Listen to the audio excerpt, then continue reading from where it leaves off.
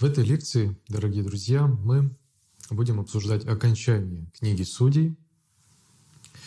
Мы завершили ее рассмотрение на рассказе о Самсоне, который оканчивается в 16 главе. И с 17 главы в книге Судей содержится несколько историй, которые так или иначе связаны с осуждением и порицанием окончания периода судей, с распространением по Израилю как религиозного, культового хаоса, так и хаоса морального, нравственного. В 17-18 главах книги Судей описывается история некого Михея, или более сокращенное его имя звучит как Миха, который жил, сказано, на горе Ефремовой. И обнаружилась такая интересная вещь. Значит, судя по всему, этот Миха или Михей взял посвященные его матерью деньги, посвященные Господу, для своих каких-то целей. И когда мать стала проклинать тех людей, которые украли ее деньги, он, услышав это, испугался проклятия и решил ей эти деньги вернуть. И когда он возвращал ей эти деньги, он сказал ей такие слова: «Вот 1100 шекелей серебра, которые у тебя взяты, и за которые ты при мне изрекла проклятие. Это серебро у меня, я взял его». То есть ему ничего не оставалось делать, поскольку он услышал это проклятие, и чтобы его избежать, он был вынужден вернуть эти 11 сотен шекелей серебряных. А это достаточно большая сумма. Это примерно 12,5 килограмм чистого серебра. И когда мать получила обратно свои деньги, она сказала, что это серебро я от себя посвятила Господу для сына моего. И в этот момент она благословляет своего сына, то есть когда она поняла, что она прокляла невольно своего собственного сына, она спешит изменить проклятие на благословение. И дальше она отдает не все серебро, а лишь часть, всего лишь 200 шекелей, литейщику для того, чтобы он изготовил литого кумира, истукана, то есть какую-то статуэтку, литую статуэтку, которая бы послужила для культовых целей в доме Михи. Интересно то, что здесь прослеживается несоответствие на самом деле слов и действий персонажей, потому что Миха ведет себя здесь как благочестивый сын своей матери, вот, хотя он прежде, здесь прямо не сообщается, но как бы косвенно, в общем-то, мы понимаем, что это он украл именно деньги, посвященные его матери Господу. А она же, посвятив эти средства, огромные средства Господу в честь своего сына или во здравие своего сына, чтобы Господь его благословил, она в итоге лишь малую часть этих средств отдает литейщику для того, чтобы он изготовил из этого какую-то статуэтку. Затем сообщается, что у Михи организовался такой дом Божий, Бет Элохим, то есть это святилище, домашнее святилище. В принципе, в тот древний период не было, на самом деле это не было чем-то странным, потому что домашние святилища могли существовать в семьях, в коленах. И в этих святилищах чаще всего служили в качестве священников либо главы семейств, либо лица посвященные специально на это служение. И вот так же поступил и Миха. Он одного из своих сыновей посвятил в качестве священника в свое домашнее святилище.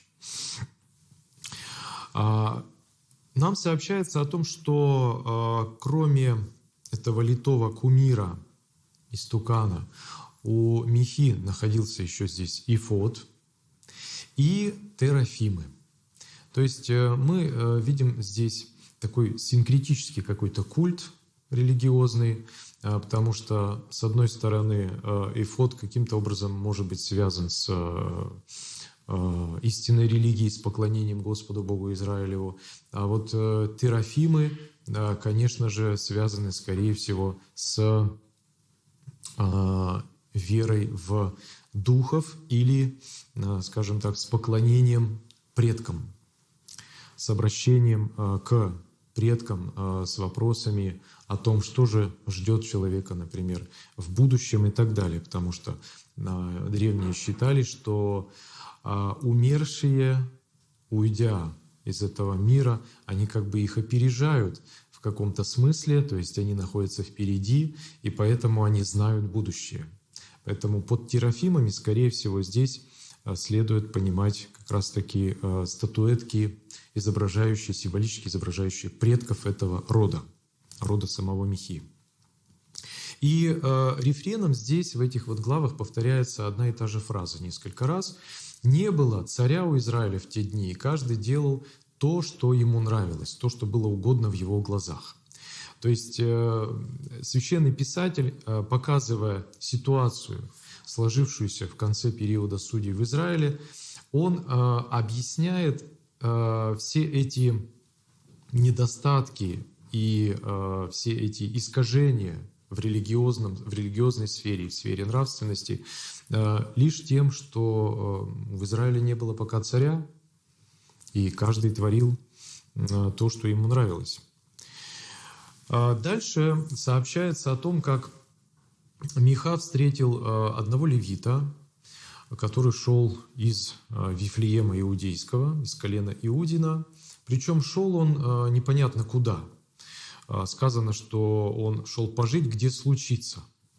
В общем-то, в этом тоже можно увидеть признак вот той обстановки, той древней атмосферы, когда левиты могли служить в разных местах, и они, в принципе, действительно могли переселяться с одного места на другое. Так вот, этот левит останавливается у Михии, а, судя по всему, это место, где жил Миха с того времени, когда там был устроен храм или святилище, приобрело известность среди израильтян, и туда стали обращаться многие с вопросами, значит, с просьбой получить оракул, то есть, возможно, предсказание о будущем. И вот непонятно, для чего туда пришел левит, нам об этом не сообщается, но Миха, узнав о том, что он левит, а левиты, как мы помним с вами, это потомки Левии, одного из сыновей Иакова, и левитами были, в частности, Моисей и его брат Аарон. И вот потомки Моисея и Аарона, они как раз-таки и должны были по постановлениям Пятикнижия приносить службу Богу, совершать жертвоприношения и так далее. Поэтому, когда Миха узнал о том, что он потомок Моисея, левит, он попросил его остаться у него, причем не просто попросил, а попытался его подкупить, судя по всему, потому что левитам не полагалась плата за служение Господу по закону, а Миха ему предлагает определенную, скажем так, даже зарплату. Вот. Он говорит, что я буду тебе давать по 10 шекелей серебра на год. Это, с одной стороны, небольшая сумма, но тем не менее на нее можно было прожить. Кроме того, Миха обязывался его кормить и одевать. Поэтому левит согласился с радостью и стал служить вот в этом святилище, став таким образом священником, который мог приносить даже, видимо, жертвоприношения совершать. Для чего Миха это сделал? Он здесь недвусмысленно говорит о том, что когда левит стал у него священником, он теперь понял вот с этого момента, что Господь будет мне благотворить. То есть он сделал это, пригласил левита в качестве священника для того, чтобы найти милость в глазах Господа, обрести у него благоволение, то есть для того, чтобы дела его шли удачно, если выражаться современным языком. Но Миха ошибся, потому что именно через левита, скажем так, пришла в его дом беда, несчастье, поскольку в 18 главе рассказывается история колена Дана. Это одно из 12 колен Израилевых, которое, как сказано, не получило почему-то удела в ханаанской земле и было вынуждено скитаться по территориям Палестины, ища себе пристанище, скажем так. Вот. И даниты послали несколько человек в качестве разведчиков разведать области на севере Палестины. И эти разведчики проходили как раз через дом Михи, через селение, где жил Миха, и через его, скажем так, священный участок. Когда они узнали, что здесь живет левит, священник, они спросили: а что ты здесь делаешь? Казалось бы, странный вопрос, что может здесь делать священник, но тем не менее для них это, видимо, было, скажем так, актуально и непонятно, почему здесь находится левит и священник вот в этом месте, где терафимы, где литой кумир, где статуи какие-то стоят, изваяния и так далее. И тогда левит им говорит о том, что Миха меня нанял для того, чтобы я у него был священником. То есть здесь очень интересное прослеживается противоречие на самом деле в том, что сделал Миха для левита, и в том, что говорит сейчас сам левит об этом. Потому что вначале совершается в том, что левит посвятил его на служение в священники. Да? То есть какая-то была специальная процедура, там по-еврейски это наполнять руки, то есть ему, судя по всему, он прошел определенный ритуал посвящения. Левит об этом вообще не упоминает, он говорит вместо этого, что Миха его подкупил, нанял. Тогда даниты поняли, скажем так, это как намек. И вскоре, когда они вновь оказались в этих местах, они предложили ему большую цену. И он согласился оставить Миху и уйти с данитами. Но об этом речь впереди. А пока даниты спрашивают его, будет ли благоуспешен их путь, дорога, куда они идут. То есть мы понимаем, что этот левит давал оракулы, да? Некие пророчества, такие предсказания.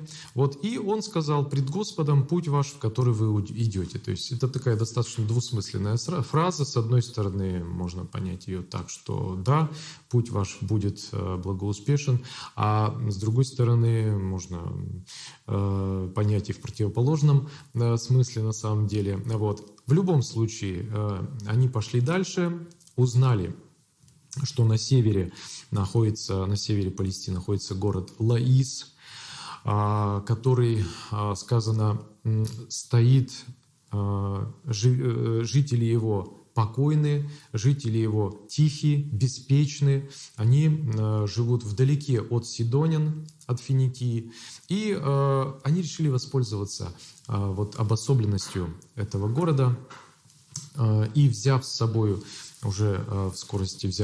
целый отряд воинов, они вновь идут через земли, где живет Миха на север Палестины, и опять останавливаются около его святилища, уговаривая в этот момент уже левита пойти с ними.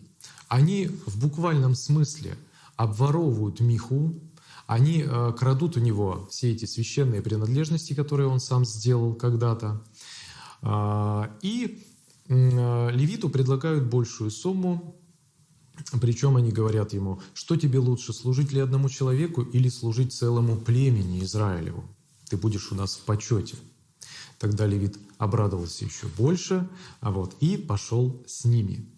Так они дошли до этого города Лаиса, они поразили его мечом, и потом, восстановив его, заселили и стали жить его, назвав этот город Даном по имени своего, скажем так, предка, одного из сыновей Иакова. Интересна здесь связь с тем, для чего Миха приглашает левита служить у него священником, и для чего даниты берут левита вместе с собой. Судя по всему, они также точно, как некогда Миха, надеялись на легитимацию или придание легитимности статуса их собственного святилища, таким образом, поскольку этот левит был, скажем так, законным преемником Моисея и Аарона и мог совершать жертвоприношения и богослужения. Но как в свое время ошибся Миха, также и ошиблись даниты. Дело в том, что здесь сообщается об имени этого левита, то есть в начале во всем тексте, в 17-18 главах об этом ничего не говорится, а в конце сказано, что его зовут Иоаннафан, и оказывается, он внук самого Моисея. Хотя в синодальном тексте мы имя Моисея не встречаем. Здесь говорится, он Иоаннафан, сын Герсона, сына Манассии. Сам и сыновья его были священниками в колене Дановом до дня переселения жителей той земли. Мы видим с вами, что здесь изначальное имя Моше, еврейское, Моше, Моисей, было изменено на Менаше, то есть добавлена одна буква, и получилось имя Манассии. Почему? Для чего это было сделано? Очевидно, что это было сделано для того, чтобы не бросать тень на основателя всей, скажем так, религии древнего Израиля, пророка Моисея, который вывел израильтян когда-то из Египта, величайший из израильских пророков.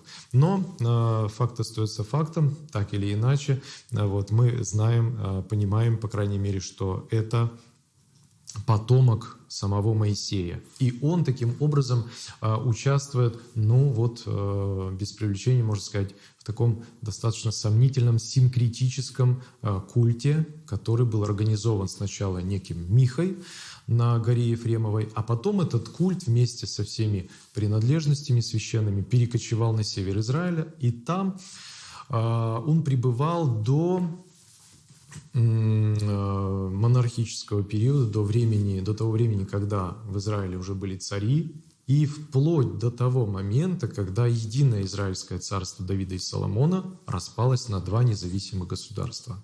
Северное Израильское царство возглавил чиновник или приближенный Соломона Иеровоам. Его еще называют Иеровоамом I, потому что был второй Иеровоам в Израиле. И этот Иеровоам устроил такую религиозную реформу. Он организовал места для поклонения израильтян на севере своего государства и на юге. На севере это был город Дан священный, а на юге это было царское святилище в Бетеле или в Вифиле. Так вот, судя по всему, Иеровоам как раз-таки воспользовался тем святилищем, которое когда-то, еще во времена судей, основали представители колена Дана в городе Лаише или Лаисе. И там находился легитимный священник, потомок самого пророка Моисея. Но здесь упоминается о переселении жителей той земли. Что это за переселение? Но, согласно мнению большинства исследователей и комментаторов, здесь имеется в виду переселение жителей Северного Израильского царства ассирийским царем Тиглат-Пилесаром III в 700, где-то примерно 30-х годах до Рождества Христова, когда он, откликнувшись на просьбу иудейского царя Ахаза, организовал военный поход в Палестину и аннексировал большую часть Северного Израильского царства, превратив ее в ассирийские провинции. И вот в этот период, в это время территория, где находился город Дан с его древним святилищем, была захвачена ассирийцами. И, судя по всему, эти кумиры, эти истуканы могли быть взяты, вполне возможно, могли быть взяты ассирийцами в качестве военных трофеев. Да, и, может быть, даже они где-то были положены в храме их главного бога Ашура в Ассирии. На этом заканчивается 18 глава. А теперь вопрос.